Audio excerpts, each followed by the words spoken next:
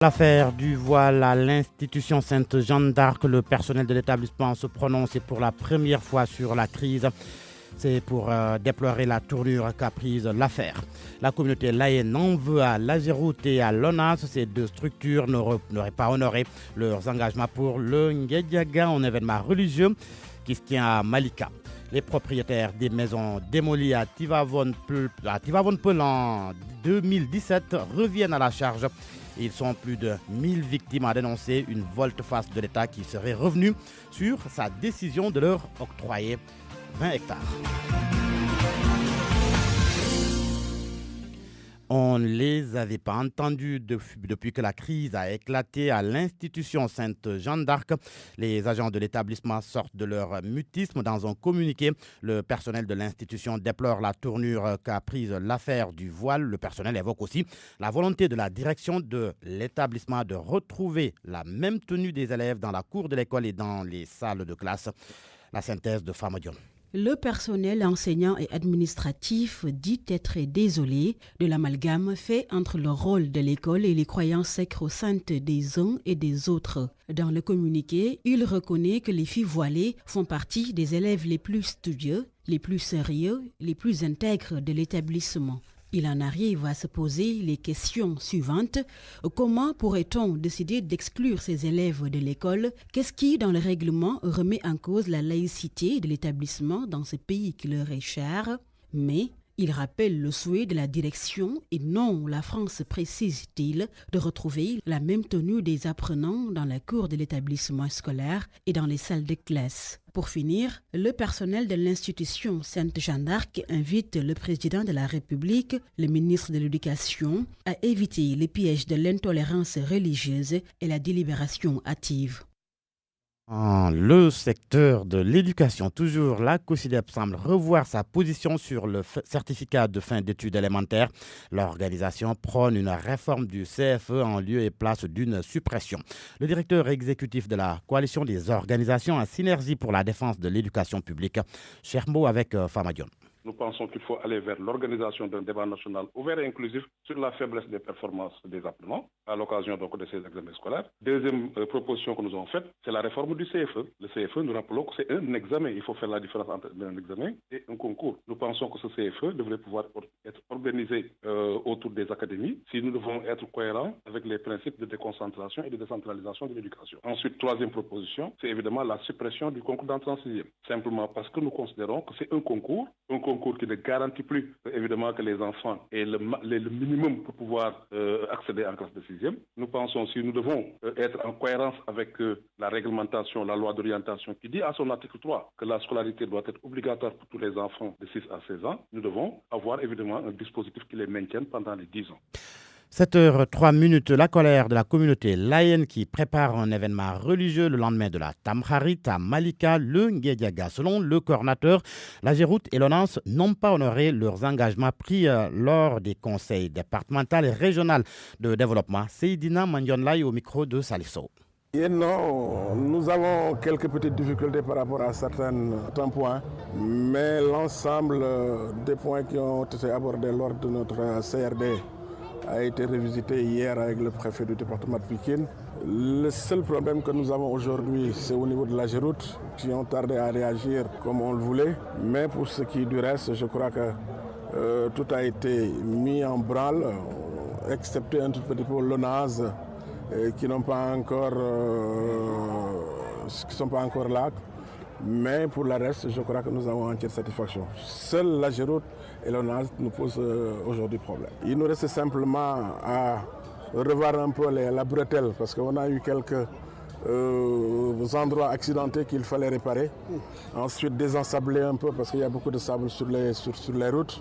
Nous avions prévu de faire des parkings qui n'ont pas été faits jusque-là. Tout ça là, c'est dans le compte de l'Ageroute qui chaque année nous pose énormément de problèmes.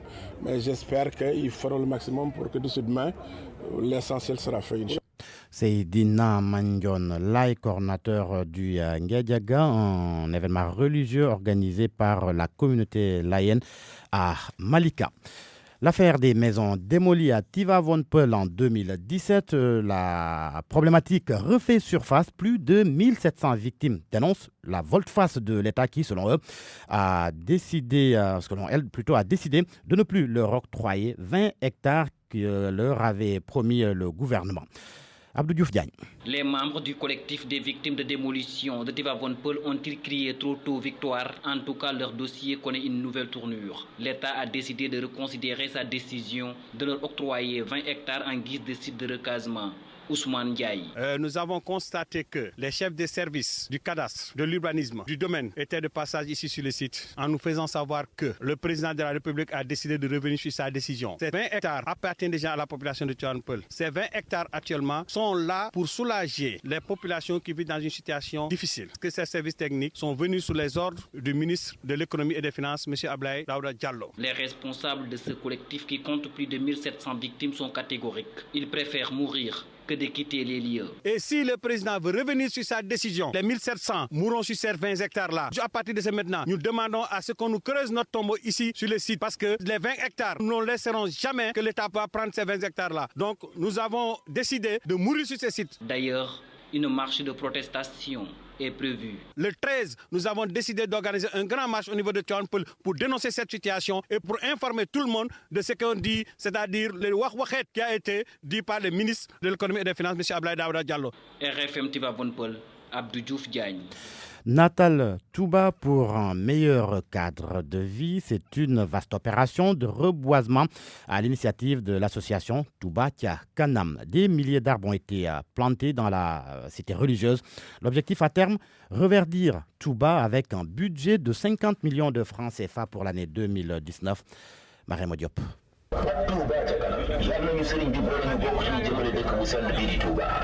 Sur la grande autoroute qui relie Touba et Mbaké, des milliers de personnes sont mobilisées pour la campagne de reboisement initiée par l'association Touba Tia Kanam. Des talibés dopés par le ndigal du khalife général des Mourides, Mam Lamp Diaw, Djawriñ des Baye Fall. Nous le faisons avec plaisir. Si le khalife nous avait demandé de bouffer cette terre, nous le ferions. L'objectif de ce programme dénommé Natal Touba vise à reverdir la ville sainte. Khadim Diouf, administrateur de Touba Tia Kanam. L'initiative nous est venue par le canal du président de l'association Touba Tia Kanam, Serigne Abdoul Fattah Gueye. Nous avons planté des cocotiers qui vont sillonner tout l'espace des deux voies de la ville sainte de Touba, ce qui fera de telle sorte que la ville sainte aura un visage beaucoup plus rayonnant. Plus de 1000 cocotiers et des flamboyants sont plantés pour un budget global de 20 millions de francs CFA. L'association veut ratisser large. 50 millions de francs CFA sont prévus pour le reboisement de Touba au titre de l'année 2019. Nous avons planté 1000 cocotiers. Pour le moment, on a dépassé les 24 millions. Mais un budget de 50 millions a été dégagé. Donc c'est une structure qui est là uniquement pour l'épanouissement des populations de Touba, mais également le développement de la ville sainte de Touba. L'objectif final étant de faire de Touba une ville verte. Marema Diop, Touba, RFM. Et l'on parle politique à présent avec la crise au Parti démocratique sénégalais. Les femmes du PDS demandent au secrétaire général national de retirer à Omar Sarr et compagnie les postes qu'ils occupaient dans le parti jusque-là. Les femmes du Parti démocratique sénégalais qui ont réitéré leur soutien à Karim Wade pour la présidentielle de 2024. C'était lors d'une assemblée générale hier. Ndeye Gueye Cissé, secrétaire national adjointe au Parti démocratique sénégalais, secrétaire général national adjointe de la Fédération nationale des femmes du PDS. Elle est interrogée par Omar Mbow. Nous exprimons au frère secrétaire général national notre entière satisfaction suite au réaménagement du secrétariat national qui a consacré l'entrée massive des jeunes, des femmes, des responsables de base et de la diaspora répondant aux exigences de la modernisation, de la redynamisation et d'ouverture de notre parti, tenant en compte la parfaite cohésion requise dans son fonctionnement. Nous demandons aux instances habilitées de constater dès lors l'auto-exclusion du parti des frondeurs avec à leur tête Oumar Sarr et de procéder à leur remplacement dans toutes les structures. Ndeye Gueye Cissé, secrétaire nationale adjointe de la Fédération nationale des femmes du Parti démocratique sénégalais. Et c'est la fin de ce 7h Babacar. Merci Georges Détidiop, 7h10, c'était le journal et le titre sport, cher Tidiane Diagne. Mondial masculin de basketball, le Sénégal livre tout à l'heure à 8h son dernier match du tournoi. Ce sera contre la Jordanie, les Lions qui ont en ligne de mire le tournoi qualificatif aux Jeux Olympiques. Le départ de Souleymane Ndéné Ndiaye de la tête de l'AS Saloum Club de National 1 réclamé. Le comité des supporters porte le combat qualification Euro 2020. Les grands s'imposent. L'Espagne et l'Italie ont gagné hier lors de l'entame de la 6e journée. La suite des rencontres est prévue pour ce lundi. Cher Tidiane Diagne, prochain journal des sports 8h15 dans l'édition d'information en Wolof que va nous présenter Sorna Natambaye. Bonjour Abdoulaye Cissé. Bonjour Babacar. A tout à l'heure pour votre chronique du lundi. RFM Matin, tout à l'heure à 7h40, notre invité Serigne Modou Bousso Dieng, chercheur en sciences islamiques et coordinateur de la CIFAR, la conférence internationale des familles religieuses.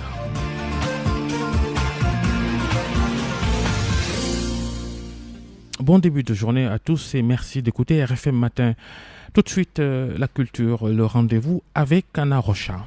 Bonjour à tous, fin de la première édition du programme Culture VAC initié par le ministère de la Culture, un programme d'éducation, d'animation et de découverte avec plusieurs disciplines artistiques.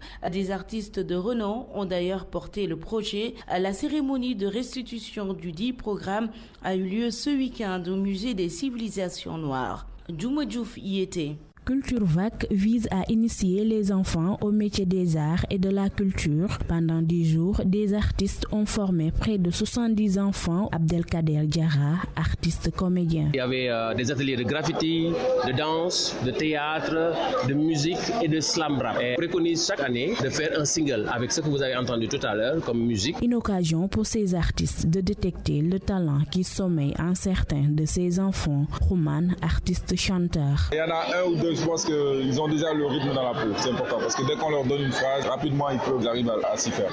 Je leur dis en fait que si vous voulez être des rappeurs, il faut avoir des diplômes. Parce que si vous ne savez rien dire, si vous n'avez rien à la tête, vous ne pourrez pas enseigner à qui que ce soit. Des ateliers riches en enseignement pour ces enfants qui demandent à les perpétuer. Cher Tidiane Beng, participant. Oui, ça s'est très bien passé oui, avec les initiateurs, Tonton Kader et les autres. Nous avons fait quelques sorties. On a joué chacun dans son atelier. Au cours de la cérémonie de clôture, les enfants ont restitué les connaissances acquises dans les différents ateliers, des valeurs importantes qui doivent être renforcées par les parents. Retour sur le palmarès du Club Ivoire 2019. Awa Ndiaye, vous le savez, a remporté le Grand Prix Kodjo et Bouclé avec son film Kouma. La réalisatrice malienne se dit honorée et émue. Voici sa première réaction. En 2017, j'étais là avec un documentaire qui a eu 2 prix. Donc cette année, j'ai eu la chance, dans la grâce d'Allah, d'avoir le Grand Prix. C'est émouvant, c'est en même temps un honneur. Parce que moi, je m'étais dit que c'est mon dernier court-métrage. Je vais tenter le Club Ivoire de 2019. Donc, je clôture mon court-métrage avec un tel prix. C'est un honneur, c'est une fierté aussi pour le drapeau malien. Comment j'incite ces gens à parler.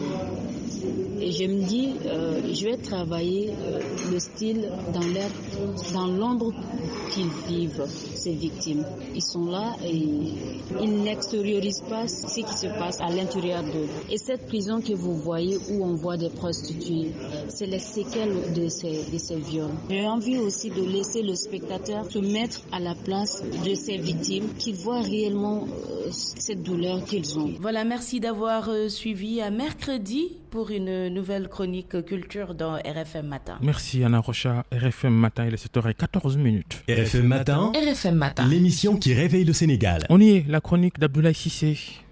Bah oui, ça valait bien pour l'État de prolonger les délais de conversion du petit papier rose en permis de conduire numérisé pour encaisser encore plus de thunes, de l'argent tout frais, de l'argent surtout perçu indûment, on peut bien le dire, car c'est bien la première fois que le renouvellement imposé d'un document officiel donne lieu à un paiement de frais de constitution. Ce n'est ni plus ni moins qu'une raquette d'État organisée et bien planifiée. L'opération numérisation des permis de conduire qui est présentée comme un succès populaire n'est pas pour autant la fabuleuse opération commerciale que l'État entrevoyait. Pour 1 million de permis encore actifs, le gouvernement entrevoyait de remplir sa caisse de 10 milliards de francs CFA, sans rien faire en plus, à part de faire ce qui est de son devoir. On a encore de l'argent à gratter. Dans la finalité, l'argument de la sécurité routière est vite battu en brèche par les statistiques morbides de ces dernières semaines. Après le renouvellement d'au moins 300 000 documents, cela aurait dû se faire sentir dans l'accidentologie. Comme s'il suffisait de changer le permis de conduire en étant toujours le même homme, en gardant les mêmes voitures, parfois des cercueils ambulants, en gardant surtout nos mêmes habitudes de chauffard. S'il suffisait de cela pour être des conducteurs responsables, ça se saurait depuis. Il n'y a d'ailleurs aucune pertinence à nous faire changer le petit papier rose sénégalais par des permis de conduire numérisés adossés sur des documents d'identité communautaire, notamment la carte d'identité CEDEAO. Et demain, nos permis de conduire numérisés vont vite devenir obsolètes quand il s'agira de mettre en place le permis CEDEAO pour une meilleure harmonisation de la politique de sécurité routière à l'échelle de la sous-région. La preuve que ce n'est ni plus ni moins qu'une opération restaure la caisse de l'État. Comment comprendre qu'au moment où on veut retirer du circuit le million de permis en circulation, qu'on continue à toujours fabriquer les anciens permis pour les nouveaux récipiendaires qui réussissent à l'examen du code et de la conduite? C'est-à-dire ceux qui gagnent le droit d'avoir un permis vont d'abord recevoir le format papier rose à charge pour eux, procéder au changement et surtout, c'est 10 000 francs CFA.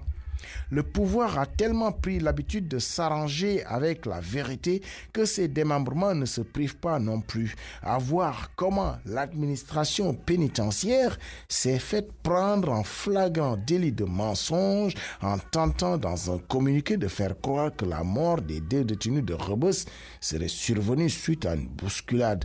En réalité, ce sont des cadavres qui ont été piétinés puisque les 2 pauvres détenus sont morts par électrocution. Ce n'est plus tout à fait la même chose. Et c'est bizarre que cela passe normal, comme si finalement c'était normal. Après tout, ce ne sont là que la vie de 2 pauvres détenus qu'il faut indemniser avec ce honte diakhal à 2 millions. Tant mieux si la famille a accepté, mais avait-elle vraiment le choix? C'est ce qu'on appelle verser des larmes de crocodile. On nous ment et on nous pompe du fric.